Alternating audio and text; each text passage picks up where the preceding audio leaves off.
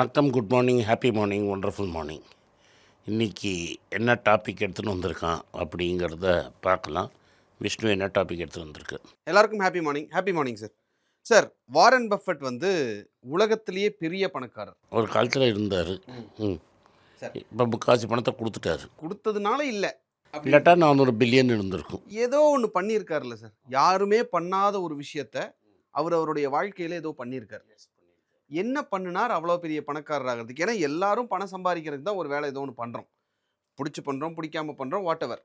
ஆனால் அதோட end product பணம் சம்பாதிக்கிறது அப்படின்னு. வாரன் பஃபெட் என்ன பண்ணினார்?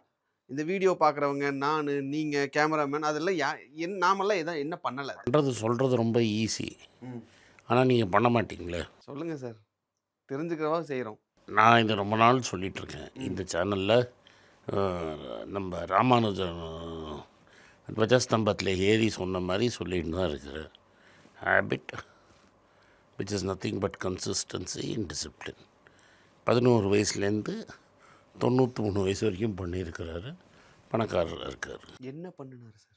எப்போதுமே செலவு வரவு கம்மியாக பண்ணுறது, மீதி இருக்கிற பணத்தை எடுத்து இன்வெஸ்ட் பண்ணுறது, அவ்வளோதான். 11 வயசில் சிட்டி செக்யூரிட்டிஸ்னு ஒரு கம்பெனியை வாங்கினார். அவசரப்பட்டு தப்பாக விற்றுட்டார். 19 வயசில் முதல் வாட்டி அவர்கிட்ட இது கிடைக்கிது, புஸ்தகம் இன்டெலிஜென்ட் இன்வெஸ்டர். அதை படிக்கிறாரு. செக்யூரிட்டி அனாலிசிஸு, அதுலேருந்து அந்த மெத்தடில் தான் இன்வெஸ்ட் பண்ணுறாரு. கொலம்பியா யூனிவர்சிட்டிக்கு போகிறாரு. கொலம்பியா யூனிவர்சிட்டியில் இவங்க 2 பேரும் ப்ரொஃபஸராக இருக்காங்க. அங்கே போய் இன்வெஸ்டிங் கற்றுக்கிறாரு.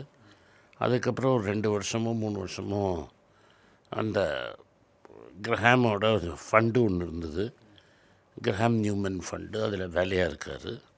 அதுக்கப்புறம் அங்கேருந்து திரும்பி ஊருக்கு ஹெட்ஜ் ஃபண்ட் ஆரம்பிக்கிறார். இந்த பீரியட் எல்லாமே எப்படின்னா, கன்சிஸ்டண்ட்டாக பணம் வரவுக்கு கம்மியாக தான் செலவு பண்ணுவார். அந்த எக்ஸ்ட்ரா இருக்கிற பணத்தை இன்வெஸ்ட் பண்ணிக்கிட்டே இருப்பார். Okay sir. இப்போது இன்டெலிஜென்ட் இன்வெஸ்டர் புக் எழுதினவரோ இல்லை செக்யூரிட்டி அனாலிசிஸ் புக் எழுதினவரோ பஃபெட் அளவுக்கு பணம் சம்பாதிச்சாங்களா, இல்லை அவ்வளோ பாப்புலராக இருந்தாங்களா? Benjamin Graham equally popular. அவர் தான் மெயின் ஆள். பெஞ்சமின் கிராம் 2 காரணம். 75 வயசே செத்து போயிட்டார். 2வது, அவர் 4 கல்யாணம் பண்ணார். ஸோ அவருக்கு அதர் இன்ட்ரெஸ்ட் எல்லாம் இருந்தது. ஃபிலாசபி, ஆர்ட்டு, கிரீஸு, எல்லாம் இருந்தது. அண்ட் ஒரு அன்ஸ்டேபிள் பர்சனல் லைஃப். இவனுக்கு பயங்கர ஒரு பாலிசி எடுத்து வேறு ஒன்று, இந்த சைடு அந்த சைடு இன்ட்ரெஸ்ட் கிடையாது, ஒன்லி அதுதான் இன்ட்ரெஸ்ட்டு. Laser focus. எப்படின்னா, இந்த சூரிய வெளிச்சத்தை ஒரு மேக்னிஃபையிங் கிளாஸால் பேப்பரில் காமிச்சா அது எரிஞ்சிடும். அவர் அவரோட ஒய்ஃப் சூசன் பஃபெட் கூட வெளியூரில் போய் தனியாக இருந்தாங்க. அப்போ கூட இல்லை, அவர் ஃபோக்கஸ்டாக அவர் வேலையிலே தான் இருந்தார். ரொம்ப காஸ்ட் கட்டிங்கில் ரொம்ப டைட்டாக இருப்பார், டைட் ஃபிஸ்டடு. பசங்கள்கிட்டயே கிளியராக இருப்பார். சின்ன வயசில் கிஃப்டாக அவருக்கு பஃபெட் அவரோட கம்பெனி ஷேர்ஸை கொடுத்தாங்க. பசங்க விற்று சாப்பிட்டாங்க. அதுக்கப்புறம் ஒன்றும் கிடையாது, நான் கொடுக்க வேண்டியதை கொடுத்தாச்சு, அவ்வளோதான், உனக்கு கிடையாதுன்ட்டார். கிடையாது தான், அவ்வளோதான். பட் இன்றைக்கி எல்லாரும் அந்த மாதிரி இருக்கிறது இல்லையே சார். நீ கேட்டால் எப்படி பண்ணணும்னு பண்ணால் இருக்கலாம். இது ரொம்ப கஷ்டமான விஷயமா சொல்கிறீங்களே சார். ஆனால் நீங்கள் சொல்கிற அந்த கன்சிஸ்டன்சின்றது இருக்குல்ல சார், எடுத்துனே எங்களால் 100% பண்ண முடியல. 10% கூட நம்மளால் பண்ண முடியாது. நான் பண்ணியிருந்தா நான் ஏன் இப்படி இருக்கேன் சார்? அவரும் காலையில் எழுந்திரிச்சு மெக்டொனால்ட்ஸில் போய் சாப்பிட்றாரு. ஆனால் கரெக்டாக கேலரியை கவுண்ட் பண்ணுறோம், அதையும் அவன் சொல்கிறாரு. ஓகே. அவர் பையனுக்கு சேலஞ்சு கூட வச்சுருக்காரு. நீ வெயிட்டு கம்மியாக பண்ணனா உனக்கு எக்ஸ்ட்ரா ஃபார்ம் வாங்கி தரேன். ஏன்னா அவன் பையன் ஃபார்மிங் பண்ணிகிட்டு இருந்தான். That is natural farming. அப்படின்னா நீங்கள் ஃபர்டிலைசர்லாம் போட மாட்டான். அதெல்லாம் அவன் தனி டைப் ஆஃப் ஃபார்மிங். அவனும் பையனும் பேரனும் பண்ணுறாங்க. அது அவன் கையே வச்சதில்லை. அதுக்கு அவர் ஃபார்ம்லாம் வாங்கி கொடுத்துருக்காரு. அதில் வெயிட் சேலஞ்ச் எல்லாமும் இருக்குது. அவருக்கு கரெக்டாக கேலரியாக கவுண்ட் பண்ணுவார். கேலரியை செடிக்கானா குடித்தா என்ன, செடி கோக்கா குடித்தா என்ன, இதாக சாப்பிட்டா என்ன, எவ்வளோ சாப்பிட்றோமோ 1500 கேலரி சாப்பிட்ணுன்னா 1500 கேலரி கரெக்டாக சாப்பிடுவோம். Okay sir. இதை பார்க்கக்கூடிய ஜிம் ட்ரைனர்ஸ் யாராவது இருந்தீங்க அப்படின்னா அந்த ஃபார்முலா கரெக்டாக இருக்குமா அப்படிங்கிறத கமெண்ட்டில் சொல்லுங்கள். கண்ணுக்கு முன்னாடி இருக்காரு ஒருத்தர் 93 வயசு. ஜிம்முக்கு போனால் அவங்க இவ்வளோ தான் சாப்பிட்ணும், அவ்வளோதான் சாப்பிட்ணும்லாம் சொல்கிறாங்கல்ல சார். ஆமாம், அதெல்லாம் எண்ணி பார்த்தா 1500 கேலரி வரும். அந்த கேலரியை கோக்கா குடித்தா உனக்கு என்ன? இது நல்ல ஐடியாவாக இருக்குது சார். ஸோ நம்ம ப்ராப்ளம் என்னென்னா, அவன் கரெக்டாக 1500னா பட்னி இருந்து அடுத்த நாள் தான் சாப்பிடுவான். நம்ம என்னென்னா இன்னும் பரவாயில்லன்னு 2 கோக் சாப்பிட்டு இது மாதிரி ஆகிடுவோம். Okay sir. So Warren Buffett இவ்வளோ பணம் சேர்த்ததுக்கு ஒரு காரணம் அப்படின்னு நான் புரிஞ்சுக்கிறது டைட் ஃபிஸ்டட், செலவு பண்ண மாட்டார். வரவு எவ்வளவோ அதோட கம்மியாக செலவு பண்ணுவார், மிச்சத்தை இன்வெஸ்ட் பண்ணுவார்.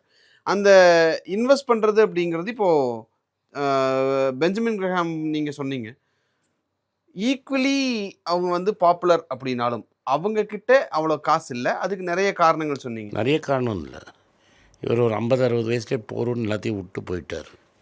இவர் அதனால விடலை, இன்னி வரைக்கும் பண்ணிகிட்டு இருக்காங்க. 93 வயசு கூட நான் தான் கூகுள் வாங்கினேன்னு சொல்லி நான் நேற்று என்னெல்லாமோ சொல்லிட்டு இருந்தீங்க. கூகுள் நேற்று அவர் தானே வாங்கினார். நான் சொன்ன கணக்கெல்லாம் போட்டு கடைசியில் 10 வருஷத்துக்கு முன்னாடி வாங்க வேண்டிய கூகுளில் இன்றைக்கி வாங்கினார்ல. லேட்டாக வந்தாலும் லேட்டஸ்ட்டாக வந்துட்டார்ல. சார் இப்போ நீங்கள் சொன்னது லேசர் ஃபோக்கஸ். அந்த லேசர் ஃபோக்கஸில் நாங்களும் ஒர்க் பண்ணணும் அப்படின்னு நினைக்கிறோம். ஆனால் நிறைய டிஸ்ட்ராக்ஷன்ஸ் வருது. அந்த காலத்தில் டிஸ்ட்ராக்ஷன்ஸ் இல்லை, ஓகே. இன்னைக்கு நிறைய டிஸ்ட்ராக்ஷன்ஸ் இருக்கு. அப்பவும் டிஸ்ட்ராக்ஷன்லாம் இருந்தது. எல்லா காலத்துலேயும் டிஸ்ட்ராக்ஷன் உண்டு. டிஸ்ட்ராக்ஷன் இல்லாத காலம் என்ன? எல்லா காலத்துலேயும் இருந்தது. சோமபானம் வந்து வேத காலத்துலேருந்து இருக்குது. சோமபானம் மட்டும்தான் சரி, டிஸ்ட்ராக்ஷன். காமசூத்திரமும் அந்த காலத்துலேருந்து இருக்குது. எல்லாமே பேக் டு என்னப்பா 3 தான். அதான் பஃபெட்டோட பார்ட்னர் சொல்லிட்டு போயிட்டானே, லைபிலிட்டி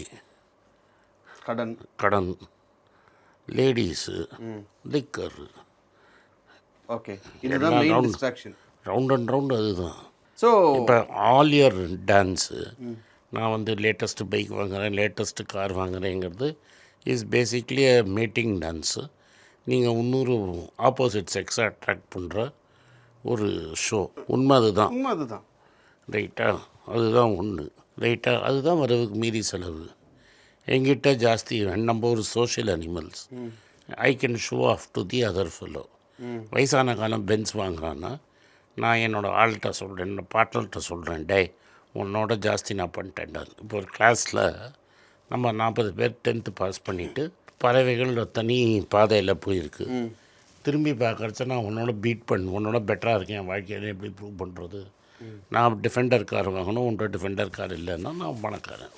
அதுக்கு நீ கடன் வாங்குவேன், அதான் லைபிலிட்டி. அப்புறம் நான் மீட்டிங்கில் தண்ணி அடிப்போம், அதான் லிக்கர். அப்புறம் வேறு என்ன? காருக்கு நீங்கள் சொல்லிட்டீங்க, அவ்வளோதான். இப்போ ஃபிகர் வச்சு செட்டப் பண்ணுறது ரொம்ப காமன். இது என்ன புதுசு? இது சோஷியல் மீடியாவில் பார்க்குறச்சா உனக்கு கிளிப்பாக இருக்குது. எவனோ மால்டீவ்ஸ் போயிருக்கான்னா உன்கிட்ட காசு இல்லை, நீ காசை கடன் வாங்கி மால்டீவ்ஸ் போகிற. அப்போ நீங்கள் சொல்கிறது அந்த இன்ஸ்டன்ட் கிராட்டிஃபிகேஷன் தான். ஊரை பார்த்து சூடு போட்டுக்கிறது.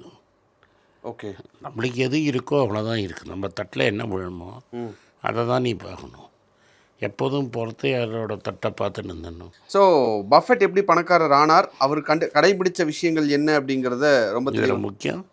He started early, he had a long run of length way. உனக்கு if you start early and if you are disciplined, you will make it. எனக்கு தெரிஞ்சு யாருமே நான் அது மாதிரி பார்த்தது கிடையாது. ஏர்லியாக ஸ்டார்ட் பண்ணாங்கன்னா டிசிப்ளின் மிஸ் பண்ணிடுறோம் அப்படின்னு கிடையாது. எதுக்கு பண்ணணும் daily? It becomes very attractive. மன்னி when the number becomes big, அந்த நம்பர் பெருசானா பஃபெட் 60 வயசுக்குள்ள வரைக்கும் 1 பில்லியன் ரீச் பண்ணலையே, இருந்தாலும் 60 வயசு வரைக்கும் பண்ணிகிட்டு இருந்தான்ல.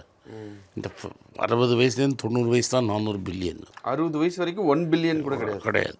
Fine sir. ஸோ பஃபெட்டுடைய வாழ்க்கை ரகசியம், பணக்காரர் ஆனதுக்கான ரகசியம் எல்லாம் சொன்னீங்க. நன்றி சார். நன்றி, வணக்கம்.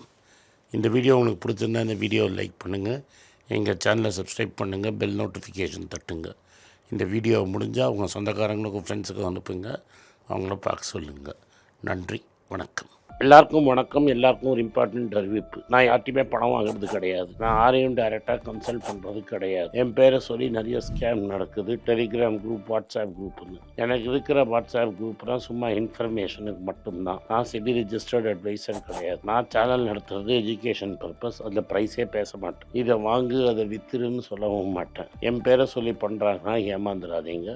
நன்றி, வணக்கம். எல்லாருக்கும் வணக்கம். குழந்தைங்களுக்காக ஃபைனான்சியல் லிட்ரஸி மணி ஃபார் நத்திங்னு 2வது பார்ட். அண்ட் இதுல வந்து செக் எழுதுறது எப்படி, டெபாசிட் ஸ்லிப் எழுதுறது எப்படி, பணம் எப்படி வந்தது, பார்ட்டர்லேருந்து டிமானிட்டைசேஷன் வரைக்கும் எல்லாத்தையும் கவர் பண்ணியிருக்கோம். உங்க குழந்தைங்க அப் டு ஏஜ் 10-12க்கு ரொம்ப யூஸ்ஃபுல்லா இருக்கும். இந்த புக் இப்போதைக்கு ஒரு ஸ்பெஷல் பிரைஸ்ல 450 ரூபாய்க்கு கொடுக்குறோம். இதை யூஸ் பண்ணிக்கங்க. நன்றி, வணக்கம். moneypage.com வெப்சைட்டை சப்ஸ்கிரைப் பண்ணுங்க. ஒரு வாரத்துக்கு 4 ப்ரீமியம் ஆர்டிக்கலும் ஃப்ரீ ஆர்டிகல்ஸ் ஒரு 10லேருந்து 15 நாங்கள் போடுறோம். இது சப்ஸ்கிரிப்ஷன் ஒரு மாதத்துக்கு 99 ரூபா தான். இங்கே சொல்கிற கான்செப்ட்ஸை கிரேட்டாக எக்ஸ்பேண்ட் பண்ணி போடுறோம். நீங்கள் படிச்சிங்கன்னா உங்களுக்கு யூஸ்ஃபுல்லாக இருக்கும். நன்றி, வணக்கம். வணக்கம்.